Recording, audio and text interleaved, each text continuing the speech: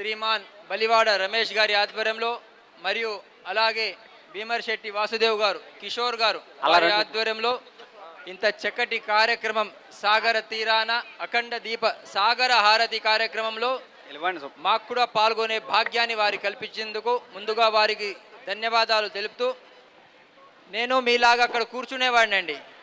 నాకు అక్కడి నుంచి ఇక్కడ రావాలి అంటే 50 సంవత్సరాలు పట్టిందండి. అబద్ధానికి వేగం ఎక్కువ అంట, నిజానికి ఓపిక ఎక్కువ అంట. మీరు కూడా చాలా శ్రద్ధగా ఓపికగా కూర్చొని చేస్తున్నాడు. వరుణదేవుడు సహకరిస్తున్నాడు. ఇది చాలా గొప్ప ఒక అవకాశము, సంఘటన కూడా. నిన్నటి నుంచి వర్షం ఉంది, కానీ మీ అందరి శ్రద్ధాభక్తి దానివల్ల ఈరోజు వరుణుడు కూడా మీ అందరిపైన ఆ వర్షాన్ని కురిపించకుండా ఆగాడనమాట. మనిషి అన్నవాడికి శ్రద్ధాభక్తి కావాలండి. అనుకోకుండా అమెరికా నుంచి కుర్రవాడు వచ్చాడంటండి. గురుగారు కాశీ తీసుకెళ్లారంట. గురుగారు చెప్పారంట, శ్రద్ధాభక్తితో స్నానం చేయవయ్యా అన్నారంట. కుదరదు స్వామి అన్నాడంట. ఎందుకు కుదరదు అని అడిగారంట. వాళ్ళిద్దరు రాలే స్వామి అన్నారంట. వాళ్ళిద్దరు రాకపోవడం ఏంటి అని అడిగారంట. మా అక్క పేరు శ్రద్ధ అండి, మా చెల్లెల పేరు భక్తి అండి, వాళ్ళిద్దరు అమెరికాలోనే ఉన్నారండి, నేను ఒంటరిగా వచ్చా స్వామి అన్నారంట. మన శ్రద్ధాభక్తి కేవలం పేరు వరకే కాకూడదండి. ఆ భగవంతుడి పట్ల, మన పెద్దవాళ్ళ పట్ల, ఆ గురువు పట్ల శ్రద్ధాభక్తి అఖండంగా ఉండాలండి. టీచర్ పిల్లవాడిని అడిగిందంటండి, జగన్నాథ్ టెంపుల్ ఎక్కడుంది అని. పూరి జగన్నాథ్ అంటారు కదండి. పిల్లవాడు పూరి అని రాశాడంటండి. వెనక వాడి కాపీ కొట్టాలంట. వాడు అనుకున్నాడంట, నేను పూరి రాస్తే టీచర్ తెలిసిపోతుందని వాడు చపాతి అని రాశాడంటండి. 2 ఆన్సర్ పేపర్ టీచర్ దగ్గర వెళ్ళిందంటండి. టీచర్ కూడా ఆన్సర్ తెలియదంట. టీచర్ అనుకున్నదంట, పూరి అయినా చపాతి అయినా గోధుమ పిండితోనే ఇద్దరికి 100 మార్కులు వేసేసిందంటండి. మన జీవితంలో ఎప్పుడు కాపీ కొట్టకూడదండి. మన సమస్య అంతా పక్కింటి మీదనే ఉంటుందండి. ఇంట్లో కరెంట్ పోయిందనుకోండి, ఫస్ట్ పంకిట్లో తొంగి చూస్తామండి. వాళ్ళ ఇంట్లో కూడా పోయిందనుకోండి, కొంచెం తృప్తి అండి మనకు. అనుకోకుండా భగవంతుడు ఇంటికి వచ్చాడంటండి. ఏమన్నా కావాలి అంటే కోరుకోమన్నాడంటండి. ఆయన అడిగాడంట, భగవంతుడా మా ఇంటికే వచ్చావా, పక్కింటికి కూడా వెళ్ళావా అని. పక్కింటికి కూడా వెళ్ళానయ్యా అని. ఆమె ఏమి అడిగింది స్వామి అని. అరే నీకేం కావాలి కోరుకోమంటే ఆమె ఏమి అడిగింది అని. ఏమి లేదయ్యా, నీకేది ఇచ్చినా కూడా దానికి డబల్ ఇవ్వమని కోరుకున్నది అందంట.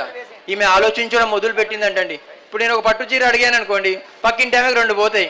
నేను ఒక నగలు అడిగాను అనుకోండి, పక్కింటి ఆమెకు 2 పోతాయి. ఆలోచించి ఆలోచించి ఆమె అడిగిందంటండి, భగవంతుడు నాది ఒక కన్ను తీసేయమన్నాడంటండి. ఎందుకు అంటే పక్కింటి వాళ్ళది కూడా పోతుందని. మన జీవితం అది కాకూడదండి. అందరూ బాగుపడాలి, అందరి జీవితాల్లో ఒక అభివృద్ధి రావాలన్న ఒక ఉద్దేశంతో ఇంత మంచి కార్యక్రమం వారు మనకు చేస్తున్నారు. ఎంతమంది ఉన్నాము అన్నది కాదు, ఎంతమంది ఆ శ్రద్ధాభక్తితోని సేవ చేస్తున్నాం అనేది ఇంపార్టెంట్ అండి. జీవితంలో 4 కష్టమైన పనులు అంటండి. చీమకి లిప్స్టిక్ పెట్టలేమంటండి, దోమకి చీర కట్టలేమంటండి, ఏనుగుని ఒళ్ళో కూర్చోబెట్టుకోలేమంటండి, మనిషిని తృప్తిపరచలేమంటండి. డబ్బా పాలు తాగి అందరూ డబ్బు డబ్బు అంటున్నారండి. తల్లి పాలు తాగిన వాడినండి. తల్లి భారత మాత కోసం బతకాలనుకుంటున్నాను, బతుకుతున్నానంటే మన జన్మ సార్థకం కావాలి. తల్లిదండ్రులు జన్మనిస్తారండి, ఆ గురువు జన్మ లేకుండా చేస్తాడనమాట. అలాంటి గురు పరంపర ఉన్న దేశం ఇది భారతదేశం. ఈ దేశంలో పుట్టామంటే ఎన్నో జన్మల పుణ్యం ఉంటేనే పుడతారండి. దాంట్లో కూడా మీలాంటి పుణ్యవంతులు ఉంటేనే ఈ సాగర తీరాన కూర్చొని ఇంతమంది శ్రద్ధగా చేస్తున్న ఆ పూజలో పాల్గొంటారు. ఆ పండితులు మంత్రాన్ని ఉచ్చరిస్తున్నారు. కంఠానికి అందం ఎప్పుడు అంటే బంగారం వేసుకొని తిరిగితే కాదంటండి, కంఠస్థం రావాలంటండి. భగవంతుడి నామస్మరణం నిరంతరం కంఠంలో ఉండాలి. 100 పనులు మానేసి భోజనం చేయాలంటండి, 1000 పనులు మానేసి స్నానం చేయాలంటండి, 1,00,000 పనులు మానేసి దానం చేయాలంటండి, 1,00,000 పనులు మానేసి ఆ భగవంతుడి నామస్మరణం చేయాలంట. స్మరణంలో స్వం మర్చిపోతే మరణం అండి. అసతోమ సద్గమయ, తమసోమ జ్యోతిర్గమయ, మృత్యోర్మ అమృతం గమయ. ఎంట్రుకలు పండుతున్నాయంటే టికెట్ RACలో ఉండండి. బర్త్డే సెలబ్రేషన్ చేస్తున్నామంటే డెత్ దగ్గరకు వస్తున్నామండి, చావుకి దగ్గరకు వస్తున్నాం. మనిషి జన్మకు వచ్చామండి, ఆ జన్మ సార్థకం కావాలి. పంచదార బొమ్మ ఏ సినిమాలో పాటండి? మగధీరా. శబాష్, ఎంత టక్కుమని చెప్పేశారు చూడండి. మన సప్త ఋషుల పేర్లు ఏంటండి తెలీదు, మర్చిపోయాం. మనం ఋషుల పేర్లు మర్చిపోయాం, ఋషులను మర్చిపోయాం, పెద్దవాళ్ళ చేసిన మంచి పనులు మర్చిపోయాం.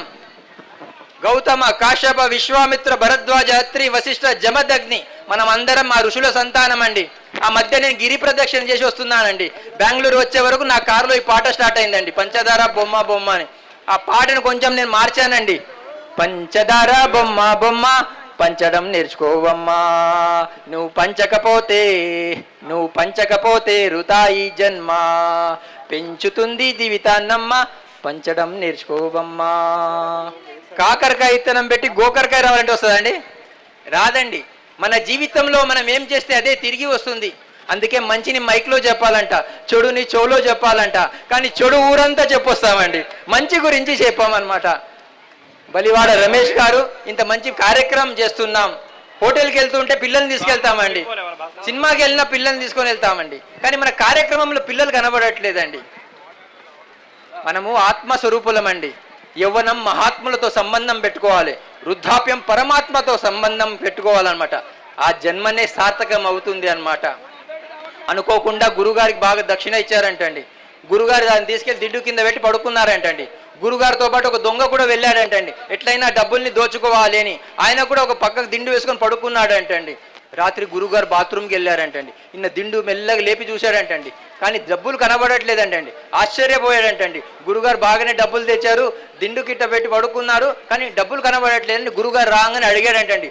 గురుగారు నేను దొంగనండి, మీ డబ్బులు దోచుకుందామని వచ్చానండి. రాత్రి మీరు దిండు కింద పెట్టి పడుకున్నారు కదా స్వామి, మీరు బాత్రూమ్ వెళ్ళినప్పుడు దిండు లేపి చూస్తే డబ్బులు కనబడలేను అని గురుగారు చెప్పారంట. ఏమి లేదయ్యా, నాకన్నా ముందు నువ్వు బాత్రూమ్కి వెళ్ళినావు కదా, నా డబ్బులు నేను నీ దిండు కింద పెట్టినానయ్యా, కానీ నువ్వు నా దిండు కింద వెతుకుతున్నావయ్యా అన్నారు. మన జీవితం కూడా అదే అయిపోయిందండి. తిరుమల వెళ్ళి లేనిపోని కోరికలు కోరుకుంటున్నారంటండి. భగవంతుడికి దిమాగ్ ఖరాబ్ అయిపోయిందంటండి. భగవంతుడు వెళ్ళి సముద్రంలో కూర్చున్నాడంటండి, అక్కడ కూడా రావడం మొదలు పెట్టారంటండి. అక్కడ కూడా వద్దని అడవిలో కూర్చున్నాడంటండి, అక్కడ కూడా రావడం మొదలు పెట్టారు. అప్పుడు భగవంతుడు ఆలోచించాడంటండి, ఎక్కడ కూర్చుంటే వీళ్ళు నన్ను వెతకరు అని వచ్చి మనలో కూర్చున్నాడంటండి. సంకల పిల్లని పెట్టుకొని తల్లి బయట వెతుకుతుందంటండి. మన జీవితం అది కాకూడదన్నమాట. మన జన్మ సార్థకం కావాలి. కాకి కూడా అన్నం పెట్టకుండా కోట్లు సంపాదించేవాడి కన్నా కూటికి లేకుండా కన్న తల్లి తండ్రుల సేవ చేసేవాడే కోటీశ్వరుడండి. తల్లికి మించిన దైవం లేదండి. భగవంతుణ్ణి మనం సృష్టించామండి, కానీ మనల్ని సృష్టించిన తల్లిదండ్రులే మనకు పార్వతీ పరమేశ్వరులండి. చనిపోయిన తర్వాత పిండాలు పెట్టే భారతీయులమండి. బతికున్నప్పుడు తల్లిదండ్రులకు ఇంత అన్నం పెట్టాననుకోండి, మన జన్మ సార్థకం అవుతుంది. ఆ దిశగా మీరందరూ సాగాలి. మాట్లాడుతూ వెళ్తే ఎంతైనా మాట్లాడతానండి, నా గొప్పతనం కాదు అన్నమాట, అది గురు కృప అన్నమాట. సంసారం మన ఎంబడి రాదంటండి, సంస్కారం మన ఎంబడుస్తుందంట. అందుకే ఆ భగవంతుడి నామస్మరణ నిరంతరం చేద్దాం. ఒక శవం వెళ్తూ ఉంటుందంటండి, అటు నుంచి పెళ్లి కూతురుని తీసుకొస్తూ ఉంటారంటండి. అప్పుడు ఈ శవం ఆ పెళ్లి కూతురు చెప్తుందంట, అమ్మా నిన్ను నలుగురు మోస్తున్నారు, నన్ను నలుగురు మోస్తున్నారు, నీకు పూలదండ వేశారు, నాకు పూలదండ వేశారు, నీకు బొట్టు పెట్టారు, నాకు బొట్టు పెట్టారు, నీకు చీర కట్టారు, నాకు చీర కట్టారు, కానీ ఒక్కటి మర్చిపోకమ్మా, ఒకప్పుడు నేను ఈ పొజిషన్లో ఉన్నా. ఎవరు చెప్తున్నారు? శవం పెళ్లి కూతురు చెప్తుందండి. ఒకప్పుడు నేను పెళ్లి కూతురుగా ఉన్నా, కానీ ఒక్కరోజు నువ్వు నా పొజిషన్ రావాలని శవం చెప్తుందండి. అందరం పోయే వాళ్ళమే. మన జన్మ సార్థకం కావాలి. పరోపకారార్థం ఇదం శరీరం, పరోపకారాయ పుణ్యాయ పరపీడనం పాపాయ. అనుకోకుండా ఒక ఊర్లో రామాయణం మహాభారతం రెండు వచ్చేసాయంటండి. మొగుడు పెళ్ళాలు ఇద్దరు కొట్లాడుకుంటున్నారంటండి, ఎక్కడికి వెళ్ళాలి అని. పెళ్ళాం మొగుడికి చెప్పిందంటండి, ఏమండి మీరు రామాయణం చూసి రండి, నేను మహాభారతం చూసి వస్తాను, మీకు ఏదైనా నస్తే నాకు చెప్పాలి, నాకేదైనా నస్తే మీకు చెప్పాలి అని. సాయంత్రం రాగానే పెళ్ళాం మొగుడిని అడిగిందంటండి, ఏమండి మీరు రామాయణం చూశారు కదా, మీకు ఏం నచ్చిందండి అని. దశరథ మహారాజుకి ముగ్గురు పెళ్ళాలంటేనే అన్నాడంటండి. ఈమెను అడిగాడంటండి, ఏమే నువ్వు మహాభారతం చూసి వచ్చావు కదే, నీకేం నచ్చింది అని. ద్రౌపదికి 5 మొగుళ్ళు అంటండి అన్నదంట. మన జీవితం అది కాకూడదండి. ప్రతి మనిషిలో 99 చెడు గుణాలు ఉండొచ్చండి, మనకు అక్కర్లేదండి. ప్రతి మనిషిలో ఒక మంచి గుణం ఉంటుంది. ఆ మంచిని మనం 10 మందికి చెప్పగలిగితే మన జన్మ సార్థకం అవుతుందండి. అనుకోకుండా ఒక కార్యక్రమం జరుగుతుందంటండి, చాలా మందికి ఇంట్లో నిద్ర రాదండి. కార్యక్రమం అనగానే గురువు లేదని చెప్తే నిద్ర వచ్చేస్తుందండి. అనుకోకుండా ఒక కుర్రవాడు పడుకున్నాడంటే అటు నుంచి పాము వెళ్తుందంటండి. ఆ కుర్రవాడు నోరు తెరిచి పడుకున్నాడంటండి. ఆ నోరు పాము ఏమనుకున్నాడంటే నా పుట్ట అనుకుని నోట్లో వెళ్ళిపోయిందంటండి. కానీ మన బల్లిజవాడ రమేష్ గారు సేవలు చేస్తుంటారు, మా సంగమేష్ చారి గారు లాంటి వాళ్ళు సేవ చేసేవాళ్ళు డాక్టర్ దగ్గర తీసుకెళ్లారంటండి. డాక్టర్ గారు అనుకోకుండా సాగర తీరాన కార్యక్రమం వచ్చాడండి, నిద్రపోయాడండి, నోట్లో పాము వెళ్ళిపోయిందండి, ఏం చేయమంటారు అని. ఏమీ లేదయ్యా, కొన్ని శనగలు పుల్లారెడ్డి 4 స్వీట్లు సీటు అన్నారంటండి. ఫస్ట్ రాగానే శనగలు తినమన్నాడంటండి, తిన్నాడంటండి. పుల్లారెడ్డి స్వీట్ తినేయమన్నాడంట, తిన్నాడంటండి. ఇంకా ఇంటికి వెళ్ళిపో, రేపు సాయంత్రం 5 గంటలకు మళ్ళీ రమ్మన్నారంటండి. మళ్ళీ వచ్చాడంటండి. మళ్ళీ డాక్టర్ గారు ఆ శనగలు పుల్లారెడ్డి చెప్పారంటండి. 1 రోజు 2 రోజులు 3 రోజులు 4 రోజులు గడిచిందంటండి. డాక్టర్ ఇదే చెప్తున్నారంటండి. 5వ రోజు అనుకున్నాడంట ఎట్లయినా డాక్టర్ గారు మళ్ళీ శనగలు పుల్లారెడ్డి స్వీట్ అంటాడని వచ్చేటప్పుడే పట్టుకొచ్చాడంటండి. రాగానే శనగలు తిన్నాడంటండి. ఇంకెట్లయినా పుల్లారెడ్డి స్వీట్ తినమంటాడని తినబోయాడంటండి. డాక్టర్ గారు చెప్పారంట, ఒక 10 నిమిషాలు ఆగవయ్యా అన్నారంట. ఎందుకు డాక్టర్ గారు అన్నాడు. ఒక 10 నిమిషాలు ఆగవయ్యా అన్నారంట. 10 నిమిషాలు ఆగాడంటండి. అనుకోకుండా మెల్లగా పాము బయటికి వచ్చిందంటండి. దేనికోసం వచ్చిందండి? దేనికోసం వచ్చిందండి? పుల్లారెడ్డి స్వీట్ ఇవ్వాలని పాము బయటికి వచ్చిందంటండి. డాక్టర్ గా పాము తీసుకొని బయటికి వేసేసాడండి. అయిపోయిందండి. అయితే ఒక్క పాట మాడి ముగిచేస్తాను నేను. చరితలోని సారమిదే, చరితలోని సారమిదే, భవితలోని భావమిదే, వీరగాథ విజయగాథలెన్ని ఉన్న మూలమిదే. తల్లి వందనం, భూతల్లి వందనం, వందే మాతరం, వందే మాతరం. అరవింద వివేకానంద రామకృష్ణ దయానంద సమర్థుల సందేశం. తల్లి వందనం, ఛత్రపతి నేతాజీ సావర్కర్ తానాజీ రాణా రక్తపు శౌర్యం. తల్లి వందనం, ఝాన్సీ రాణి రుద్రమాంబ కత్తుల కథలే. వందే మాతరం, వందే మాతరం. తల్లి వందనం, భూతల్లి వందనం. మనలోని అనైక్యత, సంస్కార విహీనత, ఆశరాగాధికారం అందుకొనిరిరా. విద్వేషము రగిలించి విభజించి పాలించే విచ్ఛిన్నం తలపెట్టే ఫిరంగి ముఖరా. బ్రిటిషు విషపు తంత్రానికి విరుగుడు మంత్రం. వందే మాతరం, వందే మాతరం. తల్లి వందనం, భూతల్లి వందనం. ఎన్నాళ్ళి వేదన, ఎన్నేళ్ళి రోధన, తల్లి బాధ తీర్చకుంటే తనయులమేనా.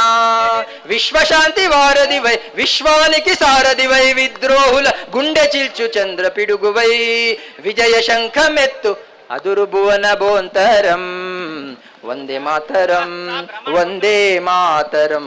తల్లి వందనం, భూతల్లి వందనం, వందే మాతరం అంటోంది తరం. బోలో భారత్ మాతా కీ, ఛత్రపతి శివాజీ మహారాజ్ కీ.